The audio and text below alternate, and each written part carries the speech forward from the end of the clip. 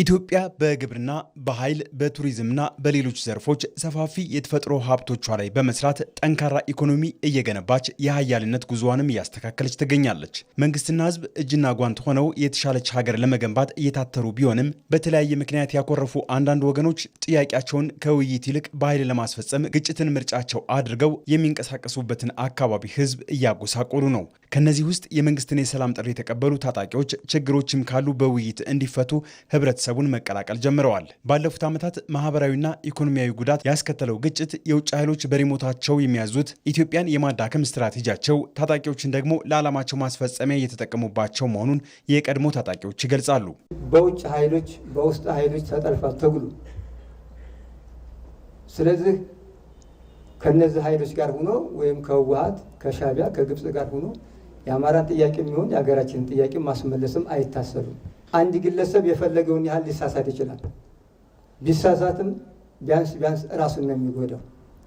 ሀገርን በሚጎዳ ህዝብን በሚጎዳ ግን ደጋግመህ ማጥፋት ማለት ግን ከወንጀልም በላይ ወንጀል ነው። የኢትዮጵያ ታሪካዊ ጠላቶች የውስጥ ኩርፊያዎችን እንደ መልካም አጋጣሚ በመጠቀም ግጭትና ውድመት እስከቀጠለ ተልዕኮ ተሸካሚዎቻቸውን ከቅፋቸው አያወርዷቸውም። ታጣቂዎቹ ከነዚህ ስንቅ አቀባዮች ጊዜያዊ ጥቅም ቢያገኙም ከሁሉም የሚቀድመው የሀገርን ሉዓላዊነት መጠበቅ መሆኑን የተረዱት ወደ ሰላምና ውይይት መጥተዋል። አሁን ባለው ሁኔታ ከግብጽ ጀምሮ ከሻዕቢያ ጀምሮ እጃቸውን ያስገባሉ። እኛ ጋር በቀጥታ ባያስገቡም በሁለተኛ እጅ እኛ ሶስተኛ ኤጀንት ሆነን ይደርሳል። ይሄ ነገር የሀገር ሉዓላዊነትን የሚሸረሽር ነው። እኔ የክልልነት ነው የምጠይቀው። በኢትዮጵያ ሉዓላዊነቷ ተጠብቆ አገው ደግሞ እንደ የትኛውም ህዝብ ክልል ሆኖ ራሱን በራሱ ማስተዳደር እንዲችል ነው የኔ ፍላጎት። ነገር ግን በዚህ ሂደት ኢትዮጵያን ካፈረስኳት የቱኛ ነው ክልልም ሆነው? መጀመሪያ ሶቨሬኒቲ መጠበቅ አለበት ብዬ አስባለሁ። አሁን ላይ ታጣቂዎች የሰላም እጃቸውን መዘርጋታቸው ገበሬው ያለ ስጋት ወደ እርሻው፣ ተማሪዎች ወደ ትምህርት ገበታቸው እንዲመለሱ፣ የንግድና ትራንስፖርት እንቅስቃሴም እንዲነቃቃ እያደረገ ነው። አሁንም ትጥቅ የያዙ ኃይሎች የውጭ ጠላቶችን ሴራና የህዝቡን እንግልት ልብ በማለት ለሰላም ቅድሚያ እንዲሰጡ ጥሪ ቀርቧል። ይሄ ነገር ያው የህዝቡን ስቃይ በከፍተኛ ደረጃ እየጎዳው ነው የሚገኘውና አትሊስት ከዚህ ራሳችንን ነፃ ማድረግ አንድ ነገር ነው። ከዛ በኋላ ደግሞ ታጥቀው የሚንቀሳቀሱ ጓዶቻችንም ይሄ ነገር ከኛ ተምራችሁ እናንተም ወደ ሰላም ተመለሱ፣ የህዝባችን ስቃይም ይበቃል ማለትም ሁለተኛ ድርሻችን ይሆናል ማለት ነው። ህዝባችን ነው እየጎዳን ያለው። መኪና መንገድም ብናስቆም፣ ሆስፒታልን ብናስቆም፣ ትምህርት ቤትን ብናስቆም፣ የግብርና ተቋማትን ብንዘጋ የራሳችን ጉሮሮ ነው እየዘጋን ያለው።